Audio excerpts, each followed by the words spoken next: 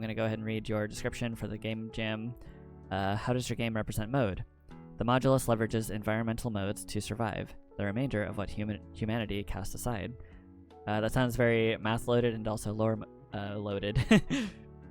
Yes, so once you fire the game up, there is an info section that delves more into it. Now, the fun thing is you need zero context. Mm-hmm. It's basically just run. Okay. That's it. Yeah. Just run. But the whole idea is sort of some meta commentary about people waste and how we always end up paying for it in the end. And so this poor guy is in a space trash compactor, running from stuff, and uses apparently combinations of favorable toxic chemicals to go into different modes to, well, hopefully facilitate getting out of the space compactor. Yep, hopefully. All right. So let's see here. It was the year 20XX. Nice, another 20XX game. Humanity has solved the problem of the Texas-sized trash island in the Pacific by doing what humanity does best, shipping the problem somewhere else. Yes, very good. Now it is the year 21XX. Humanity has spread across the galaxy and is dealing with a new problem. Multiple Texas-sized trash nebulas cluttering up all the major interstellar shipping routes. The solution? A fleet of automated trash barges gradually sweeping, compacting, and processing the litter. The Modulus is a spacebound android of unknown origin inadvertently caught in the garbage dragnet. Run from the compactor and strategically leverage the power of chemically induced modes to escape the crushing power of progress. Alright, let me just hit the download here for Windows. Really quick, does this game have controller support? No, not implemented. So just WASD. Yeah, sorry, friend. There's so many Godot games that's just like, damn, I made sure that mine had controller support thinking that other people would, but no, it's okay.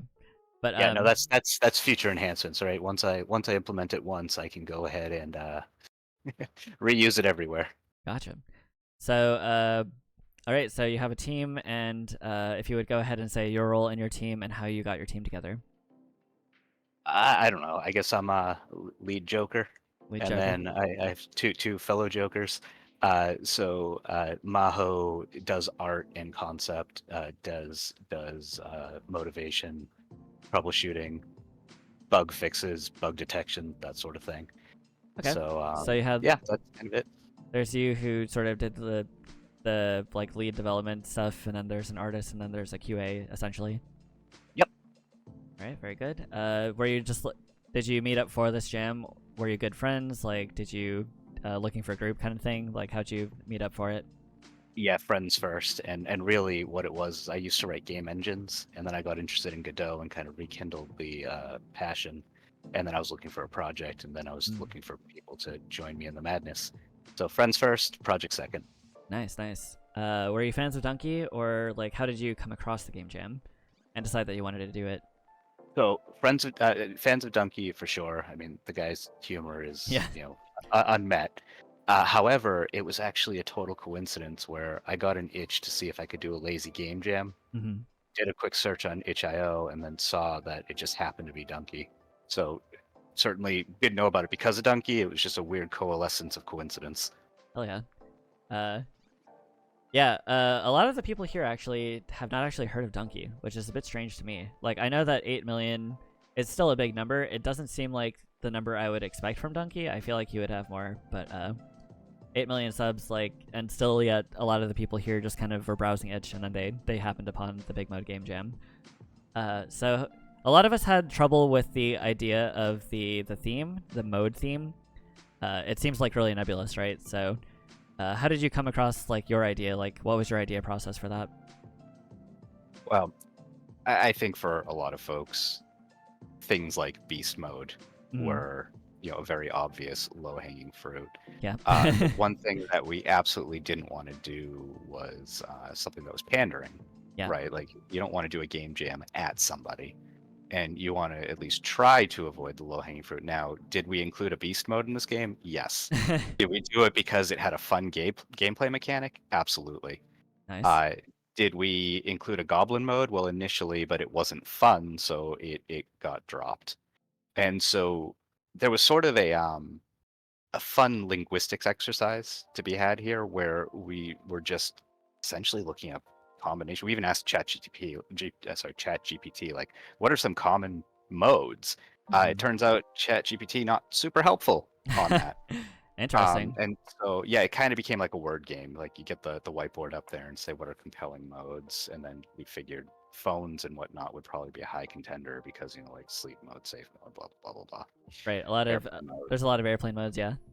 Yeah, yeah. So we were trying to avoid that as well. The interesting thing for us was what would be compelling, and then when we stumbled on kind of name first of the remainder because that's math related, Right. and then the mode is related, and the modulus is math related, and it was actually the word games that we were playing that came first that made it all kind of compelling, and then we sort of built the structure of the game around it.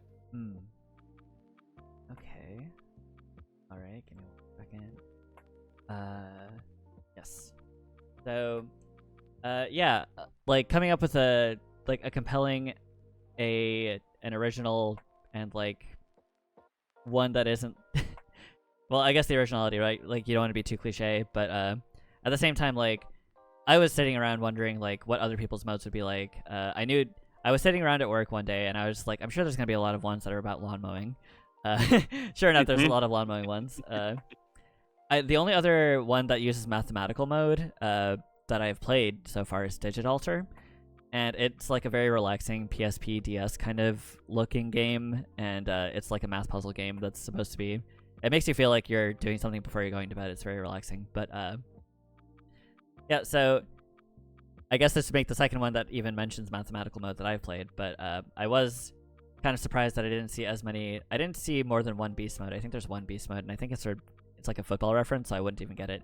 And then there's like, yeah, there's like a decent amount of goblins. I didn't see them at first, so I was like, where's all the goblin modes? And obviously there's a lot of ones that reference big mode. But it's been kind of common for me to talk to other developers, and some of them are actually kind of surprised at how little pandering has been done for the big mode game jam. Like, obviously there's a lot of donkey references, a lot of Biggie, but as far as like the shitposting humor that we're all sort of used to, like everybody more or less plays it straight, and it's very interesting. I think.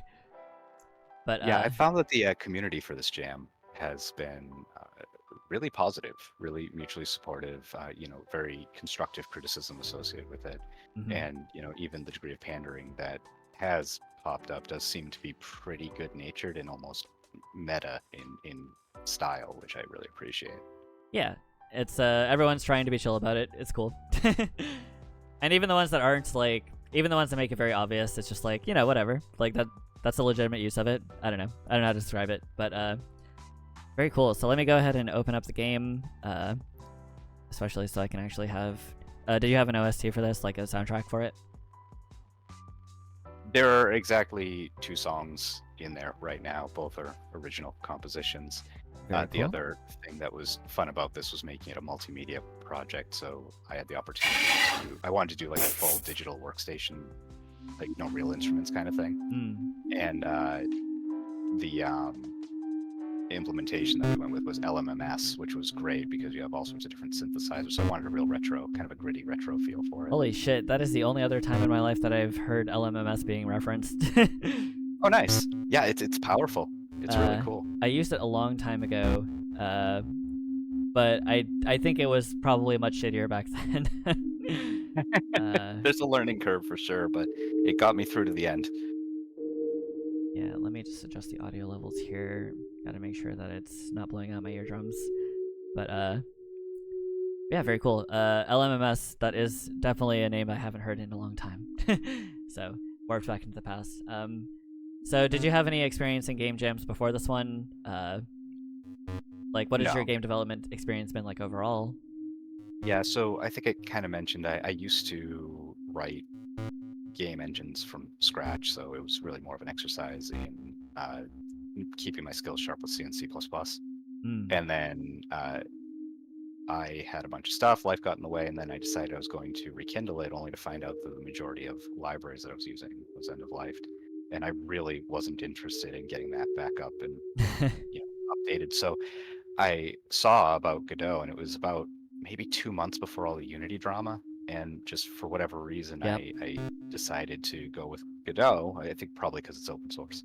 And I was astounded because in about I don't know, 4 weeks, I was able to learn enough from Godot to resaturate just from the art assets all my old games and outpace them. So some that weren't Right. finished, I actually managed to finish. And just, in 10 years, the change in experience from having to do everything bare bones from scratch to being able to resaturate the art assets into an actual end-to-end experience was just so cool.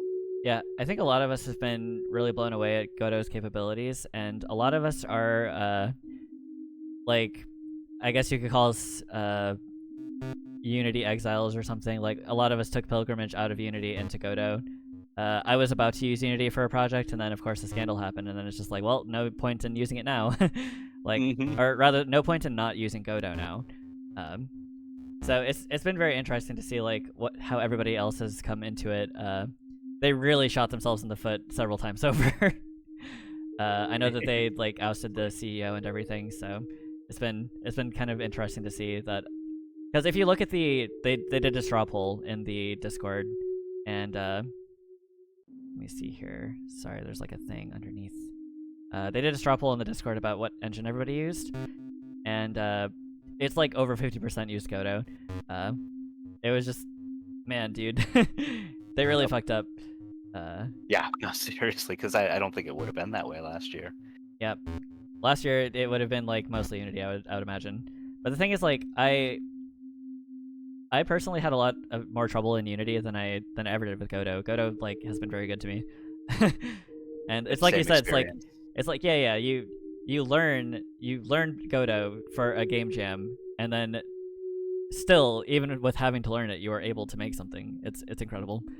So very glad, very fortunate that something like this came about with this kind of timing. So a lot of us have felt that way, I think. But all right, we're gonna go ahead and press C to start. I had to toggle information. Let's go ahead and check out the information. Am I in QWERTY mode? I am not in QWERTY mode. Where's my eye? There it is. It was the year 20XX. All right, I think we have read this, but humanity has solved the problem with the Texas-sized trash island in the Pacific by doing what humanity does best, shipping the problem somewhere else. Now it is the year 21XX. Humanity has spread across the galaxy and is dealing with a new problem, multiple Texas-sized trash nebulas cluttering up all major interstellar shipping routes. The solution, a fleet of automated trash barges gradually sweeping, compacting, and processing the litter. The Modulus is a spacebound android of unknown origin, inadvertently caught in the garbage dragnet, learned from the compactor, and strategically leveraged the power of chemically induced modes to escape the crushing power of progress. So, what made you go about it at this specific angle, like the space trash? Because I know that like space trash is a real problem that we will eventually have to contend with, and we are still contending with now. Um, like what? Yeah. So a couple things. I actually think you and I had exchanged some information in Jam comments. Also, push W quick. I'm sorry. Yeah, that happens. I am also reminded. First, I have to turn this down a bit. The game kind of spiked in volume there. Let me see here. I also noticed that you have named it Donkey Mode in the title of the thing. Yes. Yep. Well, before we had a decision, I guess I forgot to scrub that. Yeah, Donkey Mode Game Jam. So you and I had exchanged some messages in the chat, game reviews or whatever. Yeah. And with yours, I had made the comment that I was really compelled by some seeming similarities with, say, Serial Experiments Lane or Cowboy Bebop. Yeah. And those are two works of, I'm going to say, art that I find to be really compelling because of their exploration of humanity and kind of what it is to be human and deal with consequences of our technological or cultural or societal decisions, whatever it may be. Mm-hmm. Now, that's a lot of extra stuff and way too much acclaim for a simple game about running from trash. However, again, we went linguistics first. Mm-hmm. Which was just what would be interesting, and then comes the what, the where, the why. Right. And so we figured, well, if the game's about chemicals, why would you have waste? Well, in a place where you have a place where you have a lot of trash. So Yeah. why would you have a lot of trash? Well, trash compactor, and then there was an obvious analog to Star Wars, that notable scene. Oh, right. So we figured, why don't we pull in some elements of that? That way it's kind of a familiar trope to lean on. People are already familiar with that concept, maybe subconsciously. Mm-hmm. And then it kind of evolved from there. And then, quite frankly, the actual story, if you'll call it that, Mm-hmm. was an absolute last-minute effort when we realized, oh crap, we need some sort of description for the game jam. Yeah. so that kind of just tied it all together, and then yeah, no. So again, mostly just kind of backing into it from a linguistic perspective. Okay. Uh, I don't actually know how to activate the modes. I forgot. Can you remind me? Just run through the brightly colored puddles. Okay, brightly colored photos. Got it. Yep. So red is beast mode, yellow is panic mode. Freeze mode will briefly stop the timer. Focus mode, the pink one's my favorite because you shoot a laser from your mohawk that just clears everything in front of you for a little while. That's very good. Yeah, beast mode is the one where you just punch through stuff and it explodes. What I will say is we've been taking a lot of the feedback that we've gotten in the jam. We've already iterated on, like beta 2 or version 2 or whatever. And so like things like better visual indicators for the puddles. That bug that you just ran into has been fixed, where sometimes the door pretends to be open but isn't. Ah, dang it. Yep. I mean, that's fine. It's a game jam. Yep. Is there actually a completion state? Or is There it just is. Now, I'll tell you a secret. If you go back to the main menu and just want to see the ending, you want some instant gratification, you can just hit the letter P, and that will give you, the instant gratification of feeling like a winner. Oh no. So basically, it goes through for eight or nine iterations, where each time there's more junk and fewer power-ups. And then once you get through the 8th or 9th iteration, I can't remember which it is, you get the ending sequence, which presumably your objective is to get out of the ship. Okay. Very cool. So I was actually gonna say, with the anime inspirations that you mentioned with Serial Experiments, Lane and Cowboy Bebop, I'm also very anime brained. If that weren't clear, we had that brief exchange. So. The space junk angle, I've seen at least done in one anime, which was Planetes. I don't know if you've seen that one. I've not. It's a Sunrise anime. It's one of their few non-Gundam animes. So, it's really cool. But I would sound very smart if I had the name of the actual phenomenon. But there is a phenomenon where if a satellite is like struck by space junk and then like explodes, all of that shrapnel will become more space junk, which will cause a chain reaction that will essentially like cause a sphere of space junk to envelop the Earth and make it impossible for us to do any space travel forever. And like that very real possible phenomenon that might actually be something we contend with within our lifetimes is like one of the core like story mechanics of Planetes, because the entire story is about space junk collectors. So I was thinking like maybe you had, or I think they do it in Gravity too. It was like the live action movie, but the concept of space junk is like a weirdly obscure yet still weirdly like terrifying for how little people know about it, sort of thing. Sneaky says, "I've heard about that, which is why we don't want weapons in space." Yeah. Yep. No, absolutely, and we even deal with it today in a way that we don't realize. Where if you know anybody who's an avid stargazer, they're pretty upset about Starlink. Oh yeah. Right. And, for all the good there, it's also a lot of clutter that really only becomes apparent when you have a long exposure photograph. Right. And so we're already starting with that, and then of course it's sort of an international concern where you have a lot of different governments coming to their own conclusions about what is or isn't permissible. But it's the sky, right? Like, yeah. if I'm making a decision about the sky, who owns the sky? I mean, hopefully nobody. But at the same time, explorer's going to explore, expander's going to expand, that sort of thing. Yeah. It's a real challenge. Yeah, I mean, we all know like if anything can be turned into capital, some capitalist out there is going to turn it into capital, unfortunately. Yeah. So hopefully the vast expanses of space out there do not become fucking real estate, but we can't really say for sure. At the very least, like the junk problem. Oh, right. Back to the game. Sorry. So do you know what causes this? Like, is there a way out of this specific issue? So, closing the game and reopening it, quite frankly, there's a cached signal in there somewhere, and the more you play, I think there's a second iteration, a phantom iteration of the door. And so I think there's one opened door and one closed door, and the closed door is what's rendering to the front of the screen. Okay. Haven't quite gotten to the bottom of it, and it's not a consistent thing. Now, what platform are you playing?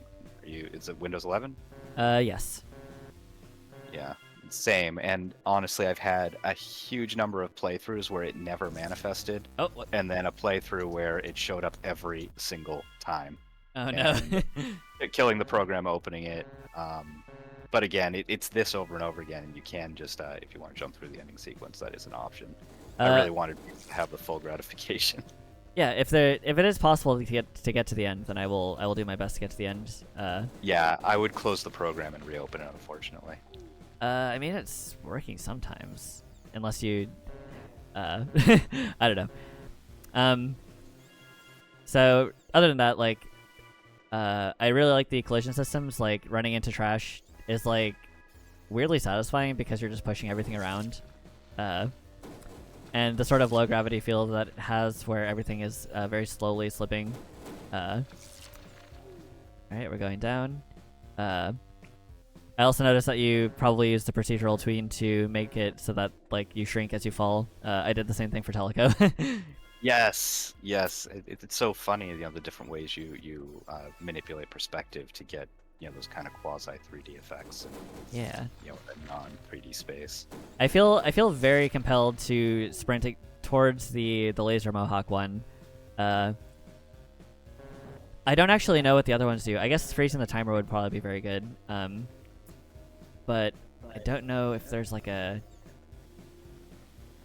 So panic mode was an attempt at implementing a quasi-punitive one. So the yellow one's panic. Oh, okay. And what's supposed to happen is you're supposed to get the effect of you can't quite control the character as well, but the force of slamming into stuff is increased. So basically, you're winging around, but stuff's also flying away from you. Yeah. It's not quite tuned to the level that I'm happy with. But you'll see right there, like, stuff really started flying around because there's an impulse mechanic that's added. I kind of like it. I do like, physics bugging out. Oh, there we go. And then beast mode is the red one, and that just anything you touch, and actually not really, because the physics were getting in the way. So anything in the collision space around you that contacts an object, it just explodes. Right. It's like the laser mohawk, but slower, I would say. Yes. Yep. Yeah. Now, the challenge with that one that we still haven't quite worked out, like, I love the trails of explosions behind it. I think they're really satisfying, but you really should probably have a speed increase to go with it. Something like that to really add to the effect. And it's very subtle, but the objects are also fragmenting if they're above a 2 times their native resolution. So when you blow it up, it'll actually break into multiple pieces, and so there's smaller junk on the floor that's actually slowing you down, and it's harder to see. Right. Which is where beast mode really shines. So if you get laser mode followed by beast mode, you're in really good shape, because you basically clear a cavern and then you have tinier stuff that beast mode allows you to punch through. Okay. Yeah, the panic mode is honestly kind of funny. It's like I'm parting the trash. Just I like it. Yep. Yeah. So I noticed that the slide down the chute though is getting like slower and slower. Is that like a known issue? Yes, and it resolves basically neglecting to reuse assets or to properly thread the loading in the background. We just slapped a cutscene in front of it to hide the increasing load times. Ah, that's funny. Yeah, I personally haven't had to come up against any loading issues myself, but that's something I have to learn, I guess. So on that topic, how was your time learning Godot? Like, what did you learn first? Did you have anything that was... Oh, it looks like I beat it. Hey, there we go. Oh yeah, we made it. We're robots though, so we're fine. We just had to get off the ship. All right, let's do it again. So yeah, how was your time learning Godot? Like, what did you learn first? What did you have to learn? Was there anything that was particularly difficult about learning it? So I have not yet delved into 3D. Largely because my interests have been more like this sort of thing, and I don't have experience with like Maya or whatever. Right. Whatever the kids are using these days. Mostly Blender, I think. Yeah. So I think that would be the next thing, and so I would really need a compelling project to justify it. But really it was kind of, like I said earlier, rekindle some of my old projects, which were just kind of, like goofy, self-indulgent things. And then honestly, what happened is my kids were interested in what I was up to, and they were trying to micromanage the games I was working on. I basically said, all right, here's the deal. Go write me a pitch. And if you're really willing to follow through and make assets, I'll program it for you. Oh, nice. And they actually did an astounding job, which was really funny because they're 7 and 4, Yeah. and the 7-year-old walked away and came back with he was gone a while, and he came back with a piece of paper with a single word written on it.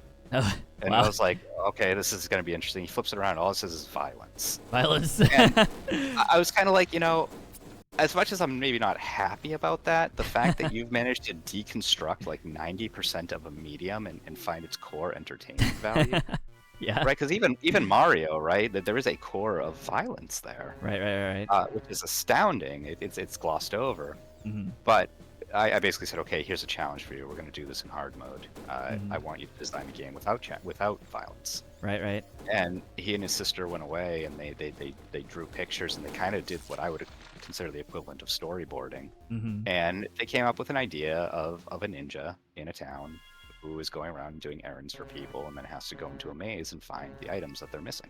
Mm-hmm. And so they saw it through. They've been drawing art assets like you wouldn't believe, and it was a cool experiment for me because it really gave me a reason to finish something in Godot. Right. And so I had to learn everything they wanted to do, and I had to figure out how to implement it. So like I took a weird foray into graph theory and like perfect maze algorithms and whatnot. And Graph theory. which is way overkill for a kid's game. Yeah. But scratches that intellectual. Well, not like a game for children, a game by children. Yeah, a game for children by children. Yep. Yeah. Exactly. And yeah, and so really initially it was just tinkering with that. I don't feel that I have a great mastery of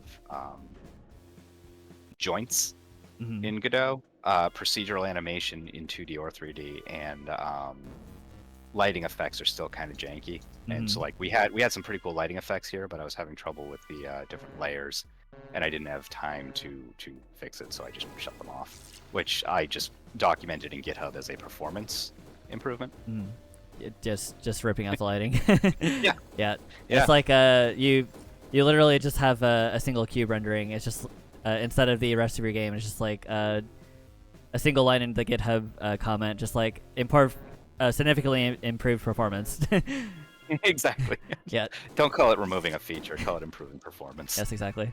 Blueprint Studio, hello. We got some other developers in the chat. So we have Toiling Blimp, the developer of Legend of Lou. I don't know if you've played that one yet, but it's very high up there. There's Serushi, the developer of Blessed Sheep.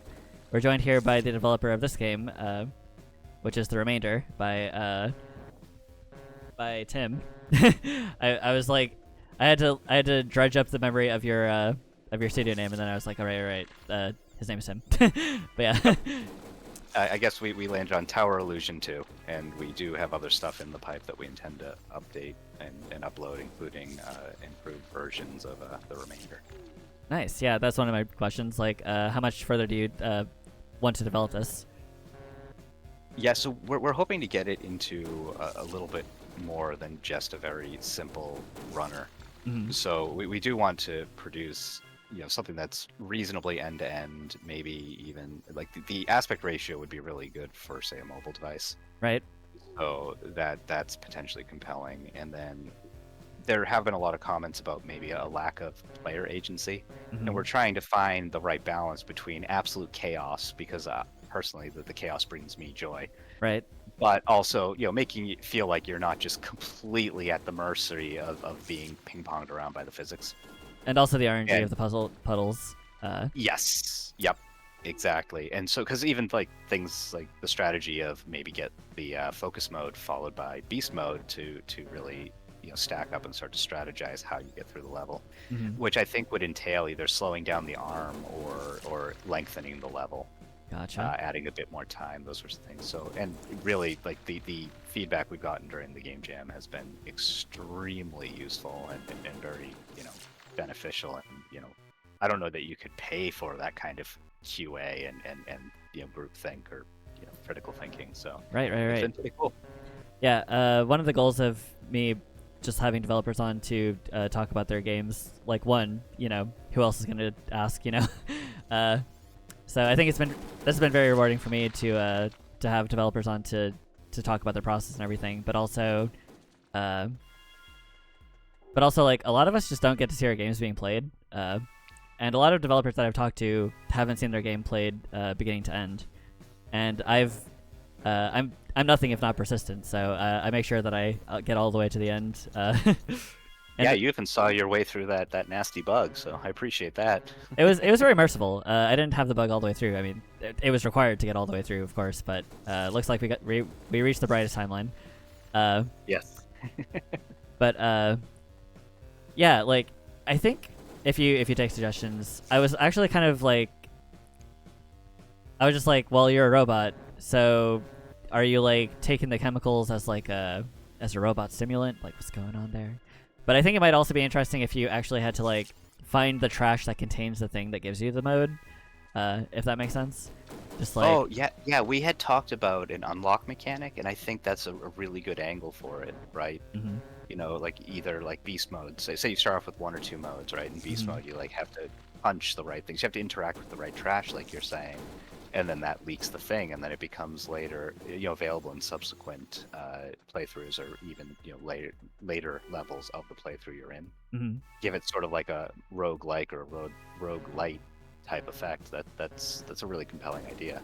Yeah, because you have all these assets bouncing around already, so the bright colors definitely help though. That's a very good like visual choice. The only other bright thing on the screen is these Nintendo Switches with the Splatoon controllers, I think. Wait, no, not Splatoon.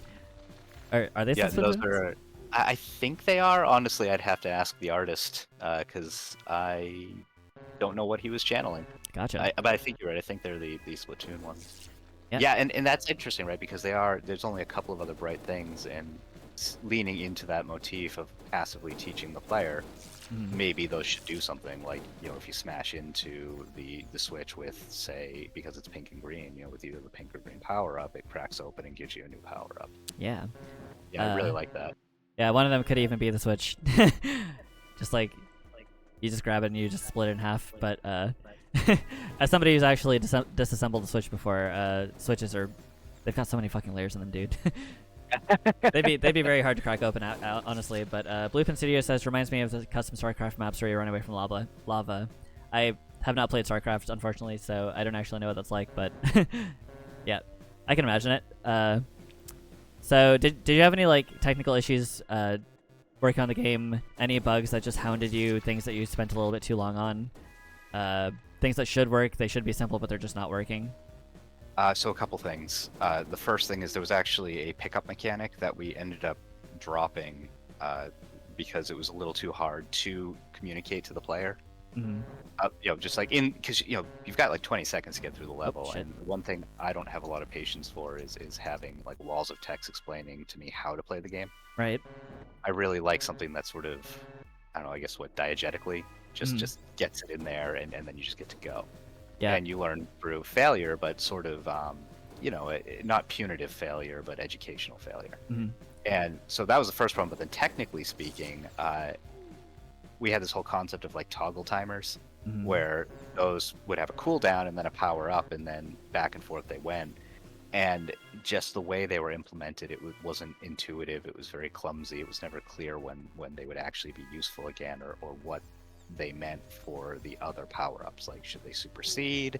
Mm-hmm. Should they interrupt? Should they be concurrent? It just didn't quite work out, and it didn't fit. So that the code's there, but we've kind of shelved it until we can figure out what a held or a pickup mechanic would look like. Mm-hmm. And then the other thing that still plagues me is the mystery of that closing door. There's no good reason for it to close, and even in the debugger, and doing the lazy thing of adding print statements in, Mm-hmm. it insists that it's open. And yeah. you're standing there looking at it saying it is absolutely not open. It looks like you have that for the visual flare of the door opening as you're approaching it, right? So that's the weird thing, is it's supposed to be just always open until it closes. And sometimes, as you saw, when the right things line up, the signal fires and it appears to play backwards, where the animation actually opens, closes, but the collision area never loads. Mhm. And for Godot speak, it's its own independent scene that's instanced every time. Right. And it's queue freed every time, so there's really no good reason for anything to be cached or hanging around. So Oh yeah. your guess is as good as mine on that one, friend. I'll get to the bottom of it eventually. Yeah, in Teleco, there's like possibly one of the worst bugs that I could have had for it. It's that a lot of people have a bug that prevents them from seeing the very end of the game when you go into windowed mode. And I assume that worked for you. And like it's a very novel, very interesting thing, and my modeler worked very hard on it. So I was like, we were all panicking, like, oh shit, there's a bug that causes this to happen. We don't know what it is. And it turns out like I didn't program anything to save in Teleco, but for some reason or another, we looked in the app data folder that gets generated for it. If you delete that, then the problem goes away for most people. So just whatever it is that is caching. Yeah, what version of Godot are you using? 4.2. Okay, I'm also on 4.2. Now, I had a couple of interesting things. Yep, there it is, our old friend. So I had a couple of interesting things happen when I moved from 4.1 to 4.2, and I guess that is kind of the curse of being on the bleeding edge. But scene transitions, in the previous iterations, when you change scenes, you had to do a queue free on the previous scene. That's not necessary anymore, and so everything that I had written, because I have like 4 or 5 things in parallel going right now, everything I had written started crashing when I did the first scene transition. So basically, every game became just the studio logo. Oh. And it took an embarrassing amount of time to realize that, it's exactly what the error is saying. Something was freed after it was freed. Once you do that, once you fix that, now suddenly everything is cool across all the games, and it's one change for every single game. But getting to the bottom of that, and then trying. So I'm wondering if we're up against some sort of caching thing that has just changed, or is some sort of bug. I spent a bit of time in the Godot GitHub, just trolling through the open bugs to see if there's anything similar, but. Right. Either I timed out or I'm special. Totally Blimp, again the developer of Legend of Lu, says, I ran into that too when updating to 4.2 with loading screen in my game. Man. Yeah, so one of the worst things one of the worst things about Godot is that like it's constantly being updated and it's open source. So like obviously that's a very powerful tool. That's a very powerful like feature to have, because it enables a lot more community control, and like you're not going to have some CEO making some baffling decision that absolutely destroys the market value, and then the entire thing becomes too untenable to keep working on. Like you don't have that kind of stuff with open source, but at the same time, there are bugs in your interface, and it's so strange for me. Like, so I learned C++ a long time ago, and I had like Microsoft Visual C++. If I had to go into it like a GitHub or a Stack Overflow help thread about a bug in Microsoft Visual C++. Like that's just unheard of, right? Like, I mean, personally, I haven't heard of it. I haven't coded in C++ that much, but a bug in those kinds of interfaces is just like, well, shit. What do I do about this? Yeah, you've delved into some dark spaces typically. Yeah, it's just like, was I being too fancy? Should I reorient my entire life? Like, start questioning yourself. But yeah, I think for Teleco, the thing that it might be caching, because specifically people have that problem most often when they try to beat the game a second time. So if you have anything loaded into your app data folder, then it'll fuck up. And so I think what it might be is that I have a global flag that's flipped because all of my code was spaghetti. And I have a global flag to close the program at the very end when Teleco like closes her fingers shut. And what that flag does is tell every part of the program to queue free itself, just like at every step. It's just like, because it didn't close the first time I asked it to, so I'm just like, all right, well, if my revolver doesn't work, I take out the machine gun. Like, it's like Kill 9. Yep, you will go to bed, and I will I will make sure of it. But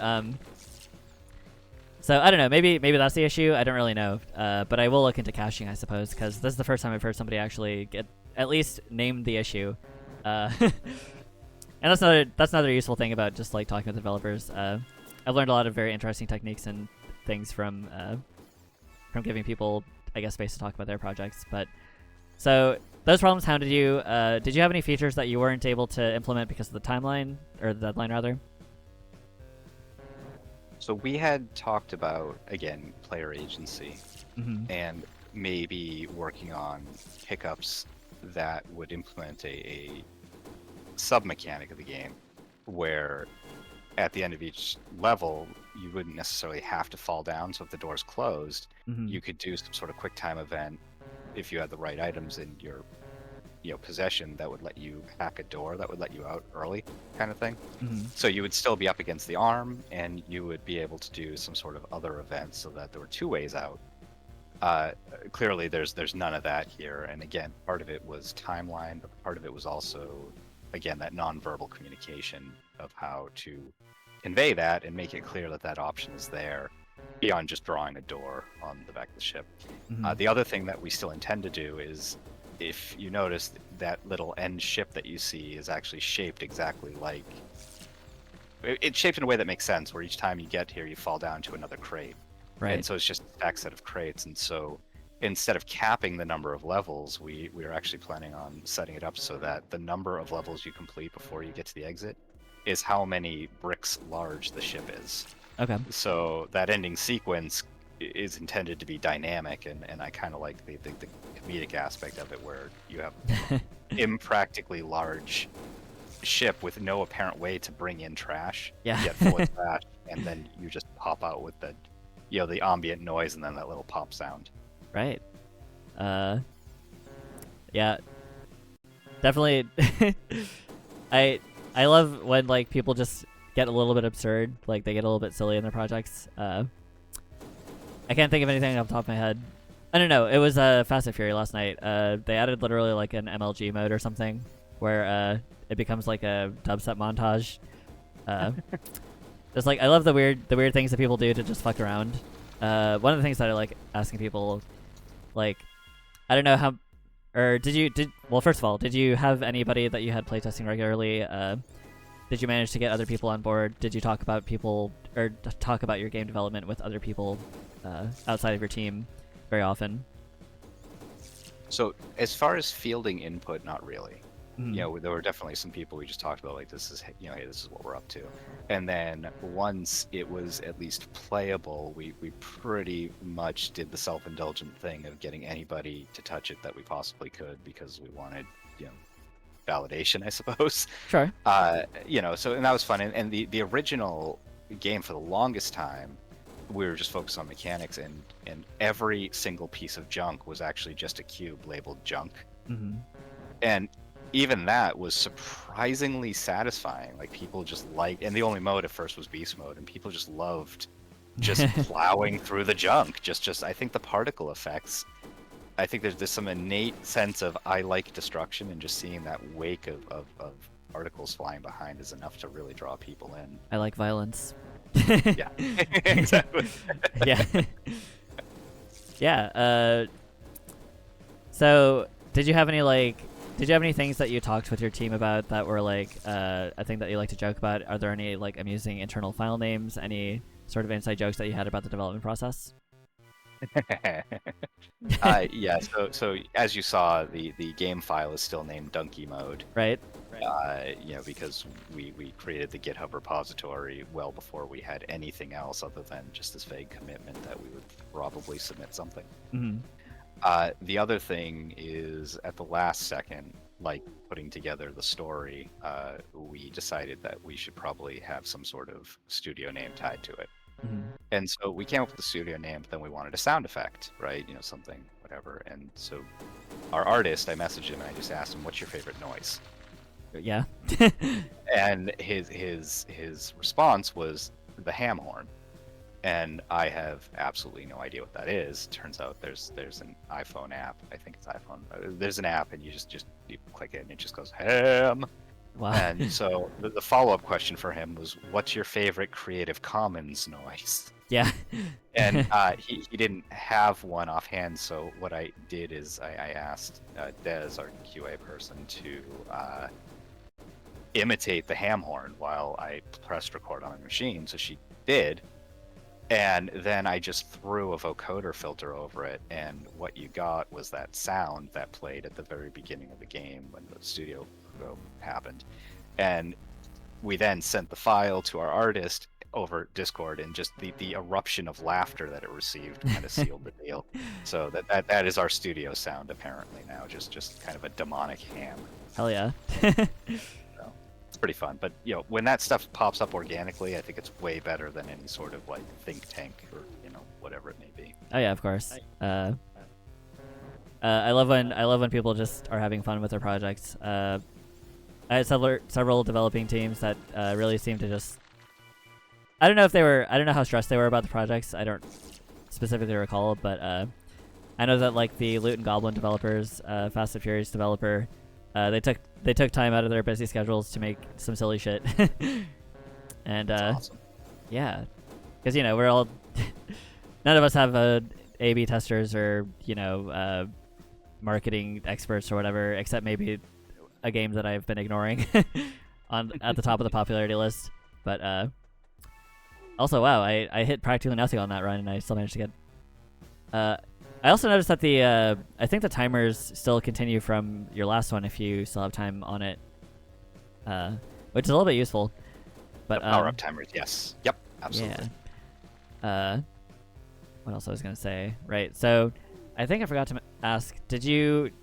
Were there things like in the way of your development, like how much time were you able to spend on it? And I know that for a lot of our developers, we had things like finals, we had work, family obligations, holiday stuff, etc.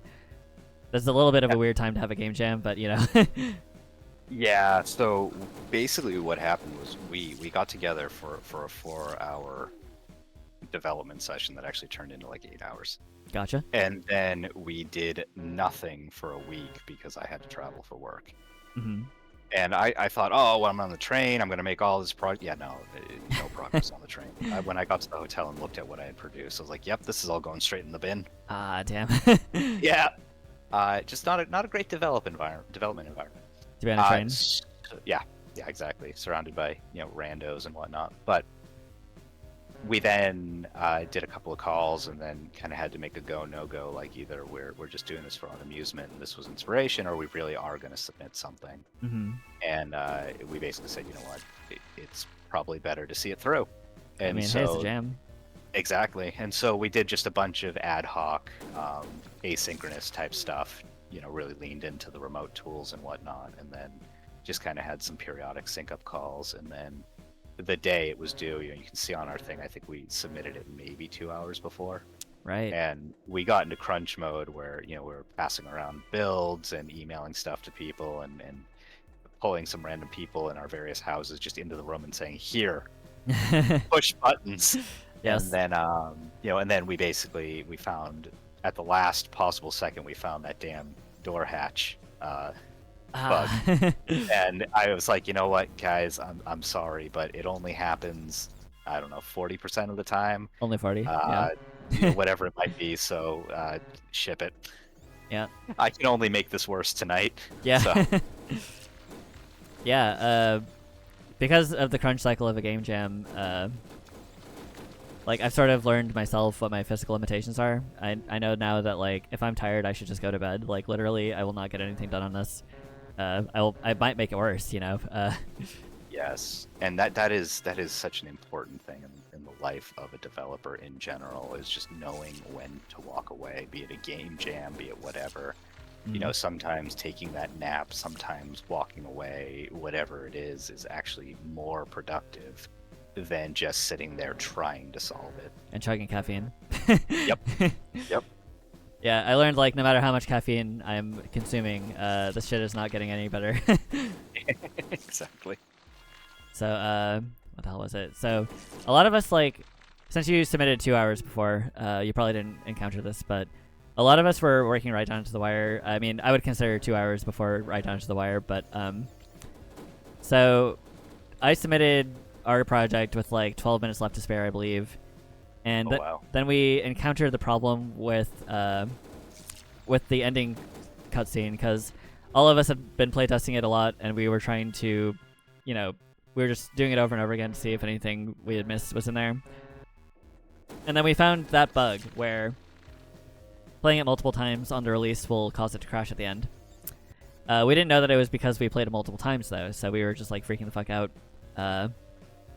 And as a result, like when they gave us the hour extension, I went in and then I tried to investigate why the hell the game was crashing. I think it might have been Cello, the developer of Ultra Fighter X, that might have actually pointed it out, that it was possibly the cached app data folder. Or I think maybe it was Double. I think it might have been Double. Yeah, my 3D guy pointed it out. So when I went into it, I literally like I went in and then I ripped out the like exclusive full screen. So that's why Teleco doesn't run in full screen. Even though it would have been way more appropriate and probably more immersive. I was just like, ah man, I was so upset. But yeah, like I don't know, the whole experience of having this deadline, making sure you get something out the door, even if it has bugs, even if it runs really poorly. Like I've seen games in a very vast array of different like quality levels, polish levels, experience levels. I've talked to like 50 people by now, like it's crazy. So how did you like? After you submitted the game, did you and your team just like go to sleep? Did you take a breather? Did you play video games? Did you tune out? Like, what was your follow through on that? Yeah, no, we hit submit, then it was straight to bed. Gotcha. It was just like, you know, whatever happens, happens. You know, whatever the feedback looks like, you know, this is our first one at this point. You know, it's submitted, it's out there. We put ourselves out there, which is super cool.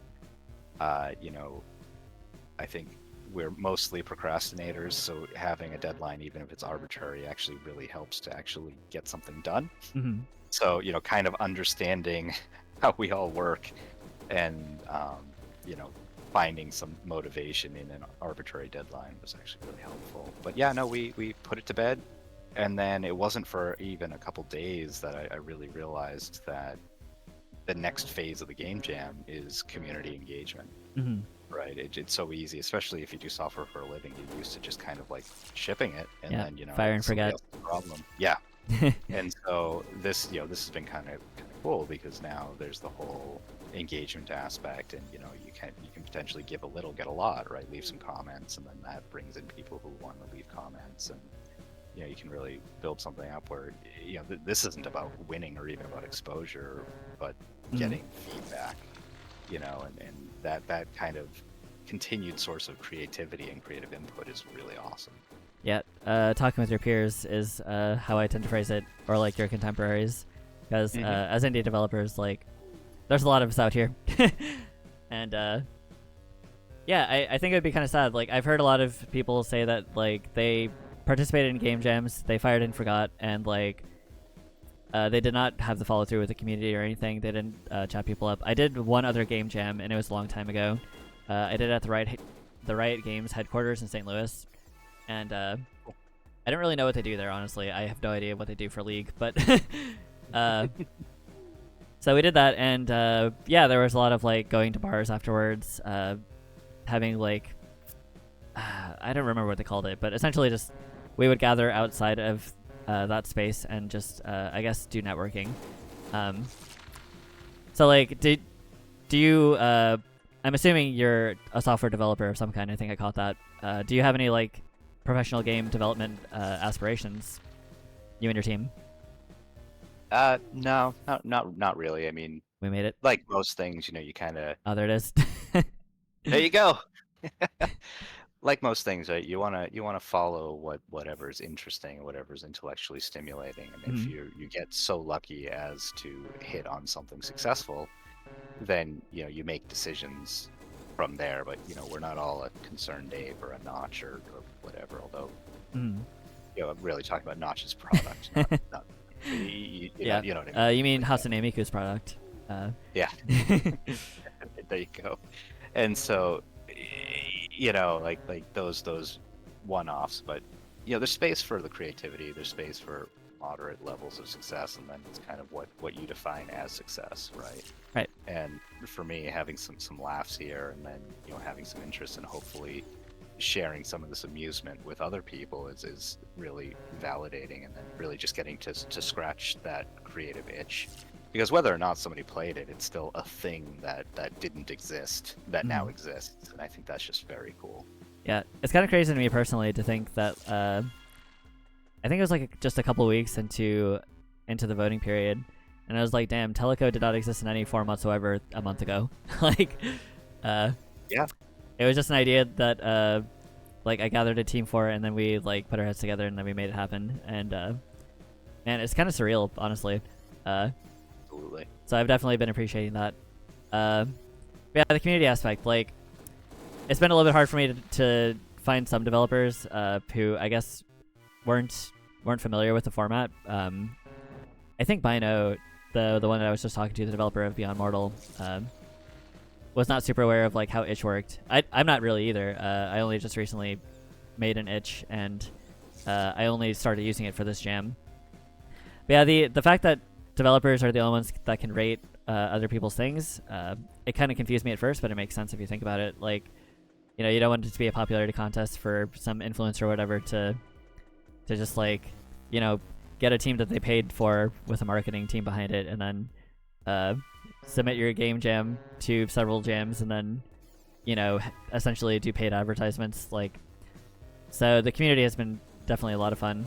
And it's kind of weird too, because I've been so wrapped up in the streaming and the I guess like putting pins in people and then like waiting on those first. Like, I really appreciate the comments that people have left on Teleco. It makes me feel really good that the people that are also similar to me and that they have the same priorities, the same struggles, the same triumphs, respect the things that I ended up making, right?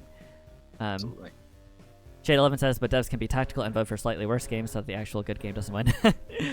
Yeah, but I feel like, I don't know, like, I'm not sure if any of us went in here thinking we were going to win the jam. I was just like, I definitely tried to pare down the amount of scope that Teleco would have. I wanted it to last only 10 minutes. And if it had to be a very easy, straightforward game, that's what I did, because I wanted it to wrap up in 10 minutes and sell the concept. But yeah, I have thus far only seen one developer that seems legitimately spiteful. And I don't think they made the game for this jam. So yeah. I don't know. It's been strange, but jams bring out some very sus stuff sometimes, I guess. But yeah, like, and you know, honestly, I think that I was a little concerned that having, you know, a quote big name attached to it was going to attract sort of a you know, maybe not your standard demographic of people who are just passionate about making games, but more people that wanted the visibility of Dunkey.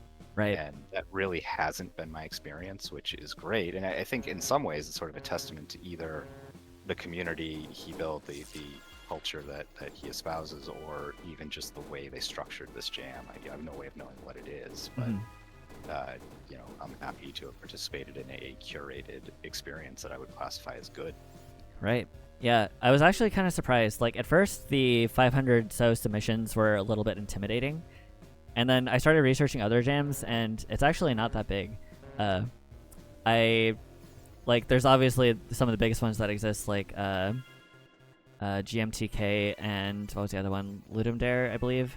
Ludumdare, however you pronounce it. But I heard somebody say that they kind of speculated on that maybe Dunkey did not actually do a lot of marketing for this. As far as the itch page goes, like, a lot of people found out about it through there. But on Dunkey's actual official YouTube channel, I don't know if he actually mentions it. If he did, it was in the Big Mode memo, and I didn't actually get to see that video because I was too busy developing this game. Or, well, Teleco. So yeah, maybe it was intentional to keep it slow, or keep it low. I was anticipating a lot of, like, professional developers to jump on it and then, like, kind of be opportunist about it. But no, it's been pretty good. Also, I wanted to ask before I lose this thread again. So do you know anything about what your artist process was like? Like, what tools they used? If they had any artistic challenges with, like, coming up with the objects and the character? So we both use Sprite.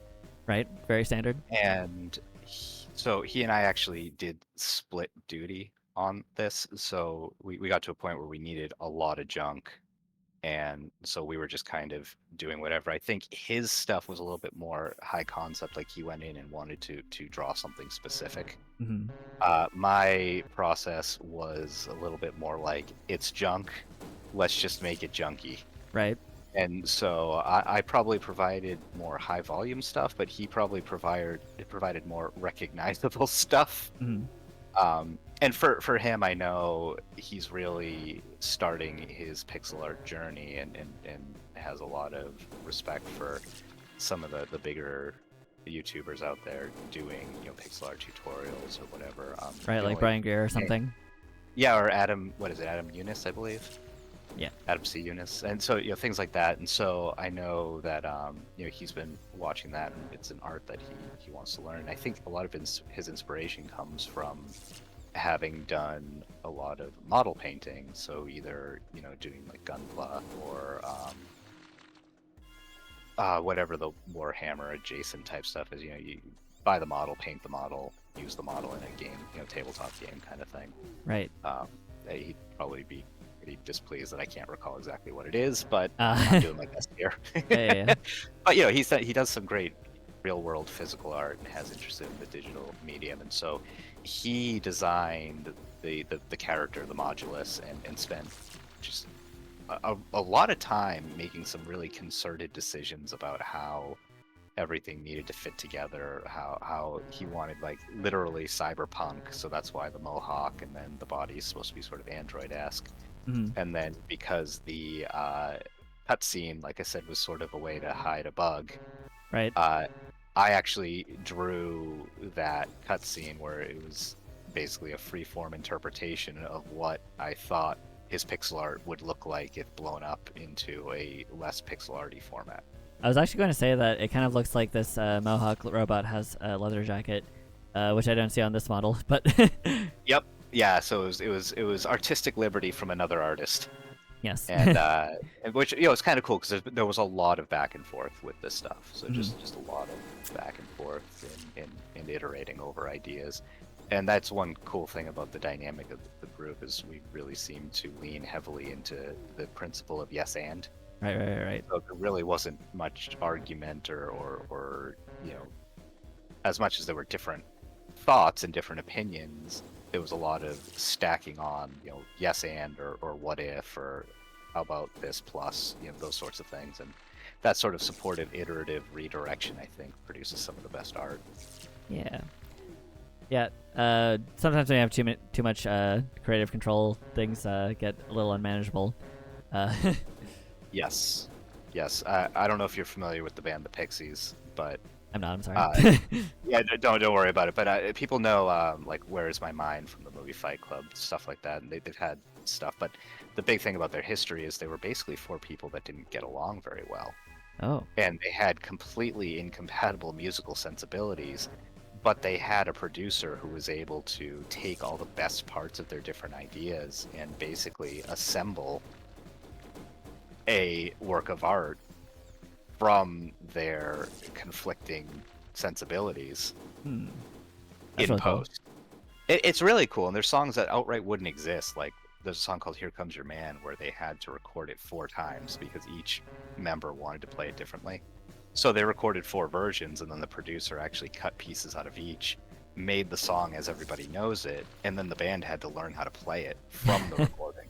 Which is wild, and to me that's a little bit too much conflict because I don't want to end up, like hating my fellow artists. Right. However, it does really show that when you have, concentrated artistry or singular creative control, it's not necessarily going to produce the greatest results Mhm. as compared to juxtaposition, which is like Weezer with quiet, loud, quiet kind of stuff earlier in their career, juxtapose the quiet parts with loud parts to really make sure that the dynamics underscore your point.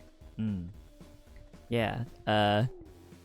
Yeah. My musician actually, like, I did a lot of directorial producer stuff in addition to all of my coding duties, but I did sort of like I did have to do a lot of editing for well, not a super big amount of editing, but I would more or less touch up things that I felt like could be leaning in a direction. Like, I didn't alter the core of anything, but because of course, like, I don't have time for that. Like, that's why I have a team.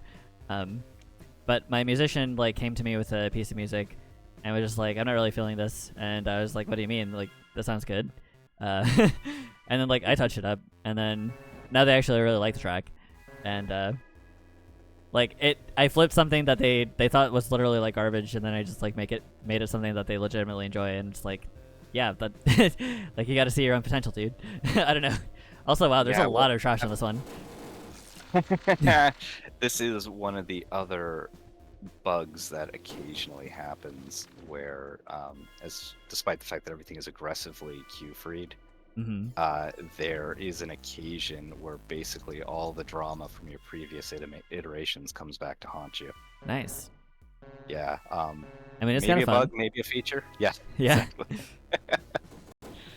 Ideally, you would want to know what causes it, but you know, whatever. Yep. I believe I read an interview with Miyazaki of the Soulsborne games, and I think they were talking about how people sequence break Dark Souls, and like they utilize bugs to speedrun the game. And this might be just inventing a memory that I have, but I'm pretty sure I read this. But they asked him about it, and he was just like, well, as long as it doesn't break the game, like as long as the game doesn't crash or anything, like I don't see a reason to patch it out.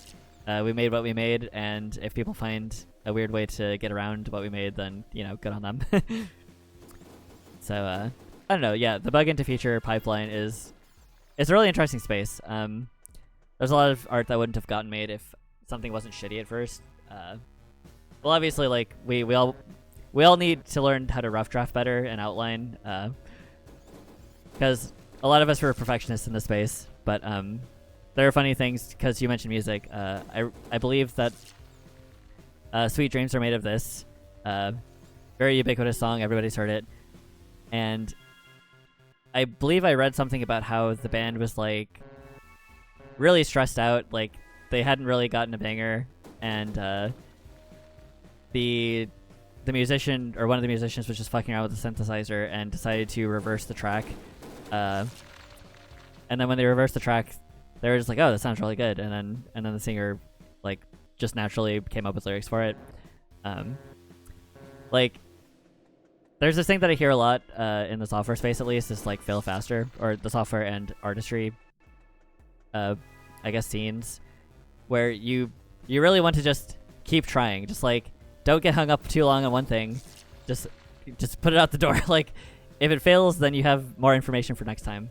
And so, like, conflicting with yourself can be like a good source of content as well, I think. You really have to. Absolutely.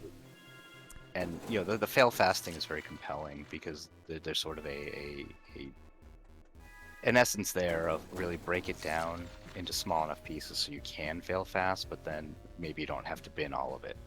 Right? So experiment incrementally, and then, you know, see what comes of it, reuse what you can. And then the critical eye thing, the self-critical eye thing, is so challenging. It's similar to like trying to proofread your own papers, where, you know, you write something, you know what you meant to write, and you might not even see the flaws as a result. And so even, you know, with game design, right? And I can see why some devs would get really defensive, because they can see, you know, like the vision they had, they can see, you know, their creation, but then if other people aren't seeing it, that can be really frustrating. Yeah. But then you have to take a step back and say, well, why can't they see it? Right? Are you too close to it? Did you not get the right feedback? Did you ask the wrong people for feedback because you biased it to people that would only agree with you? And you know, that kind of comes even to personality traits, where now you're wrestling with what makes, how willing am I to expose myself to criticism? Right. But yeah, criticism can be good. It's just it's the means by which it's delivered. Yeah, that's one of the things about jams. I've heard that it's very common for the comments to conflict with the ratings at the end. I'm anticipating Teleco getting worse ratings than I would like. But at the very least, I think people generally appreciate it for what it is. But even if they don't, like, one of the things that I've been learning is that a lot of it is also about finding your audience. Like, sure, you don't want to be in an echo chamber where you don't understand anything because everybody disagrees with you, but there's also a lot of art out there that simply is not compatible with certain people, and like a significant chunk of artistry is just finding your crowd, I think. Oh, absolutely. So- Absolutely. That's the beauty and the diversity, right? And really why we have different genres, Yeah. right? Why we have different creators, why we have different communities.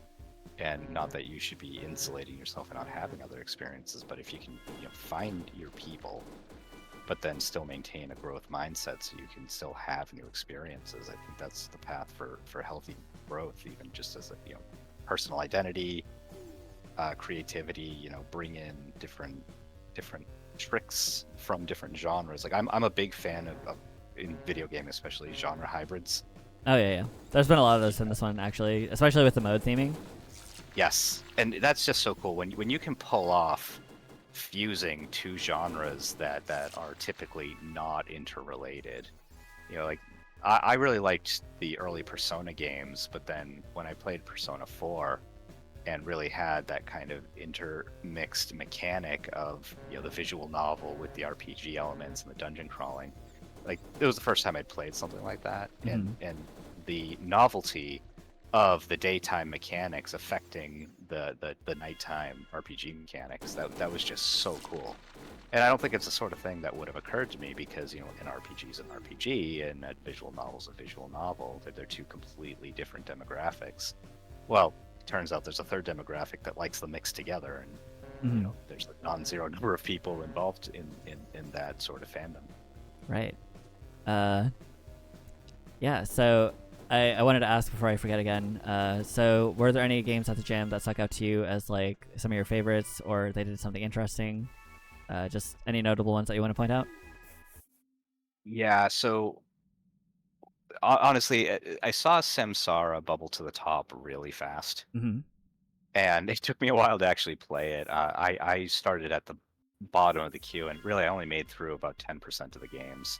Trying to do all 500 is just a Herculean effort. Yeah. But because Samsara already had so much attention, I figured I would kind of go through and see what the underdogs were up to. Right. But when I played Samsara, I actually really appreciated one thing in particular. I mean, it was very well put together. It's very, very stable. I see why it's so popular. But the approach to integrating the classic video game death as a core game mechanic that both fit in with the whole concept of like what I'm assuming is sort of a Buddhist philosophy. Mixing that in and then having the reincarnation and having that as a mode, so there really is no punitive measure, there really is no like death per se, and then fitting it into that philosophy, I thought was extremely clever and a little bit bizarre to manage to produce something that's sort of centralized about, really realistically centralized around themes of death, but in an uplifting and peaceful way. And so I thought that was an accomplishment in and of itself. There's another one I'm blanking on the name right now. It was some billiards golf game that just mechanically was just so incredibly satisfying that when I fired it up, I wasn't really convinced. I'm like, okay, so what, pinball? Right. But when I started playing it, I was just like, holy moly, this is unreasonably compelling, and I can't quite say why. And to achieve that, that sort of compelling and directly engaging experience in such a short amount of time. It's called All in One. All in one. Okay. Yep. And and it was clever where basically the king always has to get a hole in one, so he shoots, he misses, and then you have 3 balls that you have to hit his ball billiard style to give him a hole in one. So you're cheating on his behalf. That's funny. It's really funny, and there's not really any. I don't know if there's any dialogue, but it teaches you as it goes. It gets progressively harder as a golf game does. But it's not quite golf, it's not quite pool / billiards. It's somewhere in between, and you only have 2 things. The strength of your putt, or you have a chip shot.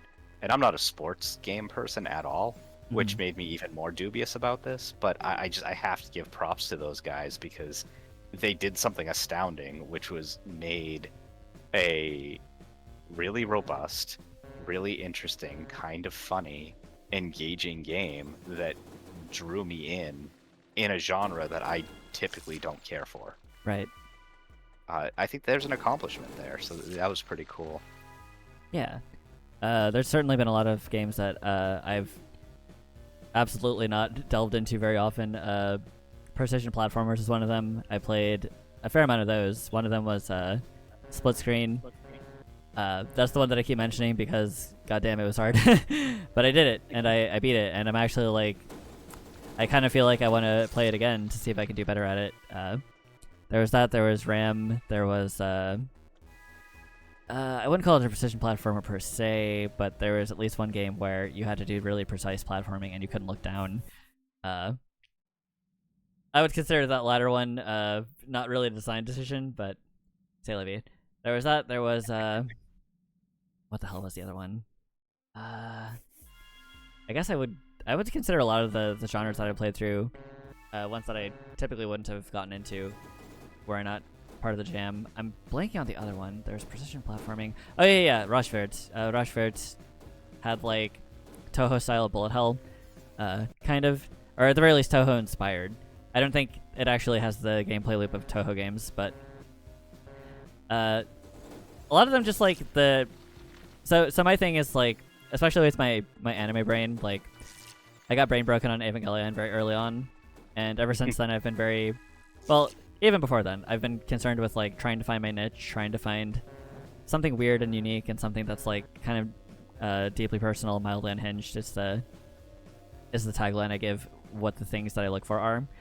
And a lot of people have actually managed to, I guess, make things feel personal and make things feel like it was a result of something that like only people under very specific circumstances could have come up with. And of course, like a game jam is a very specific circumstance to begin with, but yeah, I've been finding it very rewarding to broaden my horizons with things that are just like just a result of small people under a crunch. It's weird, but yeah, very rewarding. So that's all in one, and then Samsara. I have also been avoiding Samsara specifically because it's just so high up, and I've been looking for things that don't have very many ratings or people that comment on me or like have or are in the Discord and visible so that it's just easy to get a hold of them. There's some of them that have like, I don't know, there's just some of them that I've commented on and nobody's gotten back to me. So hopefully I can get to those people. Yeah, I definitely, like I said, I'm kind of in it for the engagement, and so I was a big fan of random before it kind of got in my head that it would be fun to just do the segment of, you know, these people need ratings. Mm-hmm. That filter is probably my favorite, and you get some really kind of weird experiences out of that for sure, which is kind of interesting, right? Because you would think that for the most part this stuff's randomly distributed, but then, you know, people do come with their own awareness or having done jams before they know each other, who knows. But I think the other one, if I had to have a top three, I actually really liked My Winter Cabin. My Winter Cabin, okay. It was it's sort of a satire of survival games, and it's sort of goofy. So you've got PS1 style graphics.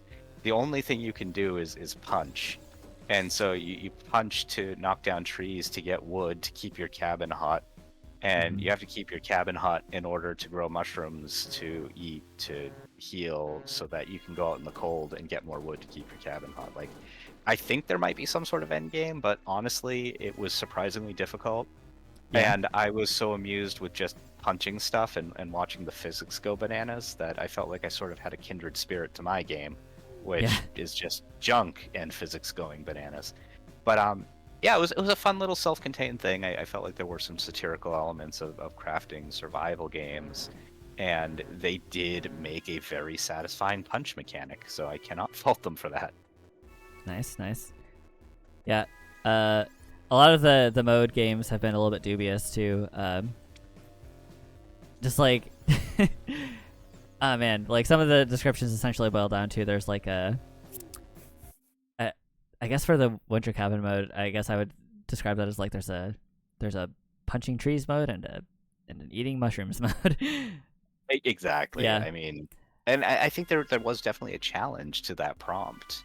Yeah. And because like you said at the top of the call, well, what does mode even mean, and how do I turn that into a game? And I, like you, was kind of surprised that there weren't more math games. Like, I didn't know if this was going to be a jam where it was just like Math Blaster over and over again. Yeah. Mavis teaches numbers. Honestly, what I was anticipating a lot of like transforming robots and status effects, which Yes. is weird because those are actually very strangely absent from the jam. I have not really seen any RPGs at all that have any sort of status effects. And in fact, I think only one of them had RPG mechanics that I played so far, and that was Modus: A Quest for More Game Modes or something. But yeah, all of us have had like different ideas, and also funny that everybody that I've asked recommendations from has given me a wide shotgun spread of different answers. So not a single person has told me about any of those games that you just told me. Oh, awesome! That's perfect. And the objective is stay off the beaten path so that everybody kind of gets a little bit of the the game jam love, I suppose. Yeah. And I am the storm drain in which everything collects. Yeah. Sorry, you were saying something. Oh, I was just tagging on to your RPG comment. I played one. Unfortunately, it had enough retro mechanics that it just didn't really do anything for me. So I don't even think I want to bother name dropping because I don't want to be delivering any criticism. The one thing that was really compelling to me, though, was I felt like it was a really bold move, because from the comments I was seeing, it looked like it was a fully formed, like 40-hour RPG that somebody managed to slam together for a game jam. And I don't even know how that could possibly be possible. Yeah. Right? Like, just QA alone. Like, I mean, I can imagine somebody had the script just sitting on a shelf and it was sort of work in progress, but like submitting something that's like that aggressive, I guess, for a game jam, I almost felt bad because I don't know that they're ever going to get their due attention, because they could shine in like, the late 30% of the game, and most people wouldn't even get there before the jam's over because there's so many other things to review. So kind of interesting, very interesting choice. But it was a beautiful game from a concept and an art style. But again, because I didn't really do much for me, I don't want to be perceived as criticizing publicly. Okay, yeah, no problem. Yeah, I would imagine for an RPG, like, if somebody told me this is a 40-hour RPG, I would just be like, all right, so you're probably grinding, right? Yeah, exactly. Which is fine. Like, that's, I don't know, we're all game jamming, but still, kind of also a wide shotgun spread of people who like scoped and overscoped. A lot of the people that I've talked to have said that they've kept it under scope, which is good. Like, I pretty much had a bunch of possible ideas. The idea for Teleco was very modular by design. It's just like, well, I could have more TVs with more challenges in them. And initially, I told my modeler, like, make 5 TVs, and then we'll see if we can cram different mini games into them, essentially. But we ended up with only one, just because of the grueling process, and that like we were all still learning and troubleshooting and everything. But mostly me. Mostly it was because I'm not that good at programming yet. And I was learning Godot and everything. I personally had a bunch of problems that should have worked. They should have been simple, and I don't know. I had to find a help thread. That was the most... Ah, man. It's like having to do the print debugging. That's like one level of... what do you call it? Like, one level of programmer shame, where it's just like, god damn it, I guess I have to do this. And then finding a help thread, that's another level. And then like having to make a help thread is like when you're really down bad. Like, oh man. So did you go with GD script or one of the higher order programming languages? It was GD script. I was actually going to ask you, since you said you mostly work in C derived languages, did you use C#? No. So I've kind of fallen away from Windows development. And GD script was really compelling because it's Pythonic. Right. And GD script was very quick and easy for me to pick up because it's Pythonic. Mm-hmm. Later career, I dealt a lot more with Python and Java, a little bit of Go. You hit a certain point where there's a certain amount of there's enough similarity that you can move. I'm not gonna say with ease, but you can move language to language if you need to. You can get airdropped into somebody else's trouble and help out. Mm-hmm. But just the fact that I could get the base Godot, didn't have to install any extensions, and didn't have to worry about if I was developing on Linux or Windows with with GD script, that kind of sold me. I was like, yep, this is the way to go. Right. So until I'm doing something that I'm not even sure if you would squeeze more performance. You probably would out of C and C#, but Mm-hmm. I'm certainly not developing anything that would need that level of performance optimization. I was talking about this before we started talking, but there's a little Game Boy thing on my stream that I'm sure you've seen. I don't know if I explained it to you. No, I was taking a look at it, but that's about as far as I'm informed. Yeah, so this is actually like reactive to my controller inputs. Oh, you have controller support. Holy shit. I could have been doing this the whole time. No. Wait, I thought didn't you say actually I don't unless the stock Godot controller support happens to work. yeah. I did not do any deliberate controller implementation. Yeah, I think a lot of the engines actually pre-program those in. So yeah, I could have used my D-pad or at least my control stick the whole time. So if you look at my stream, the D-pad on my Game Boy actually reacts to my controller inputs. Oh, that's cool. Yeah, so I made this in Godot, and yeah, it's just so easy to pick up. Did I use the stock UMPI? Right. Did you specifically, Tim, use the stock UI inputs?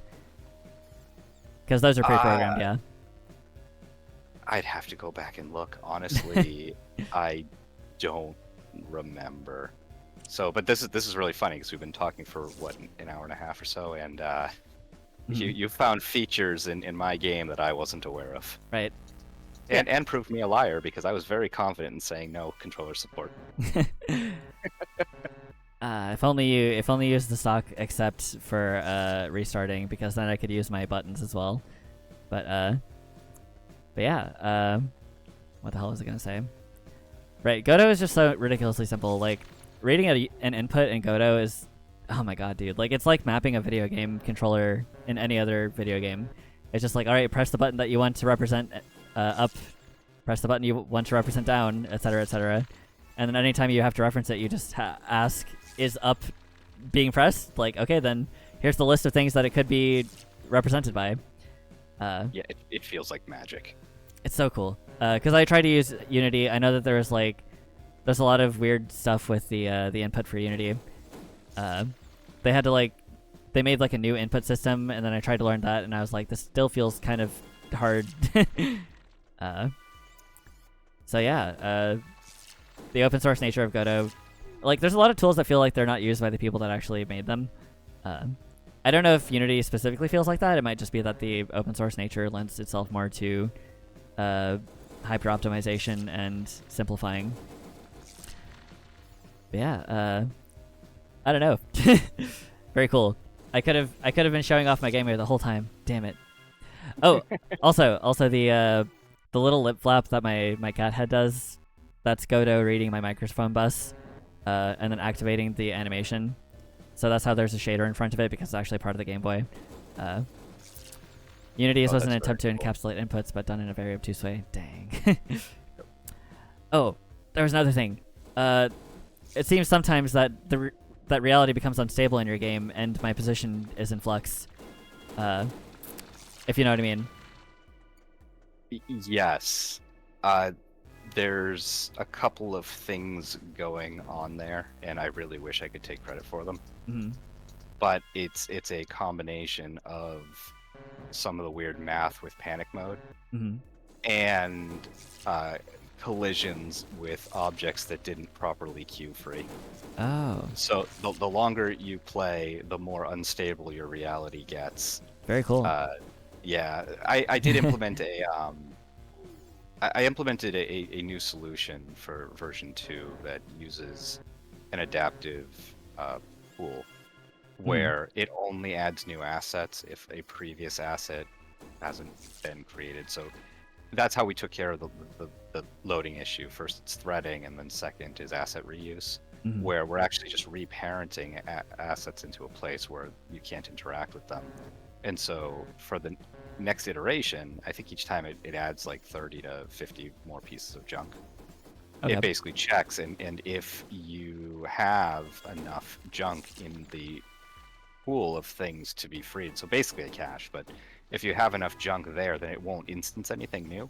Mhm. And I implemented a little trick where when you explode junk, like I said, it actually replaces itself with it splits. So you blow up one, it queues free, but it then replaces itself with 4 more, or whatever the split number might be. It could be between 1 and 6. And sorry, between 2 and 6, because the one split wouldn't make sense. Between 2 and 6. So what's actually happening is that as you're blowing stuff up, you're pre-filling the cache for the next run, so it has to instance even less. So I had all these opportunities, like the stuff right here on the screen was available for reuse, and it was auto-loading in a really clever way. And it wasn't until after the game jam that I realized, holy cow, I don't need load screens. I've been loading stuff the entire time. All I have to do is change the textures and reset the position.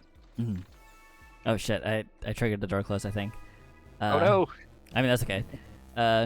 Terushi says, I would definitely recommend adding some small amount of easing to the camera movement. The sudden stops and reversals of momentum start to look like jitters. Oh, that's a really good suggestion. And the camera has absolutely not gotten enough love. Yeah. So that sort of feedback is really helpful, so thank you.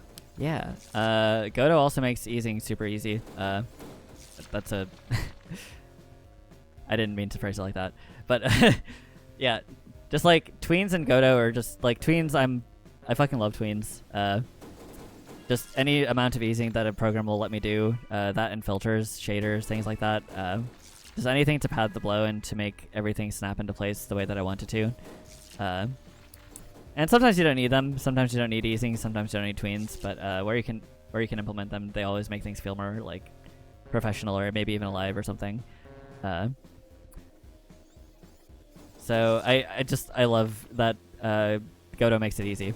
There's so many things I'm just like, oh man, this must be a pain to implement. And then they're like, yeah, it is kind of, but it's much less of a pain than you think. Yep. Yeah, so do you have any other weird stories about the game development? Any stories that you have from like talking with your family or friends about it? I think really circling it back, the general air is that people have really focused in on the chaos. Yeah. And in a very positive way, and that to me is just a real jazz. And then the handful of people who've actually taken the time to read that information page, which again is wholly optional, but was sort of a self-indulgent exercise in panic story writing. That was fun, and to have that kind of level of somebody took the time to read it and comment on it and sort of appreciate what it was for the little bit of context it sets without ruining any air of mystery, I think is pretty fun. Those little bits where you're sort of inspiring either some joy or some thought or some interest in other people. Yeah. The music was actually bringing it back to the serial experiments lane and Cowboy Bebop conversation. It was basically an attempt to take those works, take some of the essence of them, but also lean very heavily into the work that Eric Brosius did for the System Shock 2 soundtrack. Oh. And so I wanted some of the more like I guess there's aspects of Cowboy Bebop especially that can be hopeful. They're few and far between, but they definitely can be hopeful. And then there's a lot of somber there as well. And then you've got the System Shock 2 soundtrack, which is very gritty and kind of EDM influenced, but like very driving. And so I wanted some of that grit because it's a used future space freighter kind of thing. Right. I wanted a little bit of like the hope and sobriety of Cowboy Bebop, and then there's that whole serial experiments lane of like, is any of this even real? I have absolutely no idea if any of that even comes through, and I certainly don't need the validation. It's just where my head was at in trying to put together the sound design for the game. Awesome. Yeah, the music is great. By the way, if you like Serial Experiment Lane, if you like stories of like, is this real? Do you like, or if you like atmospheric things, I recommend Beyond the Code. The developer does work in the industry, I believe. I don't know on what because I didn't pry, but they got sick for like every day except for like the last 2 days of the game jam. So they were not able to put together a lot, but what they have together is very cool. Nice, I'll have to check it out. Yeah, Beyond the Code. It sells the vibe so well, despite how little is there. So I really hope that I see more out of that. Terushi says, Goto cameras actually have built-in position smoothing, but you can just take a box and be done with it for the implementation. Yeah, it just makes it easy. Yep. Oh man, so fun. But yeah, I don't know. I enjoy your game. Thank you. No, I really appreciate it. I am going to need to pack it in, but I appreciate this opportunity, and it's been awesome having a conversation with you. And Oh, yeah, again, likewise. even our pre-exchange about the different elements of the games and everything, I just thought that was super cool. And when I responded to you in Discord, I didn't even realize that that game was you, and then like it all kind of fit together. So it's just kind of cool to realize that we had that pre-exchange, and then coincidentally we had talked on Discord. Oh, that's awesome.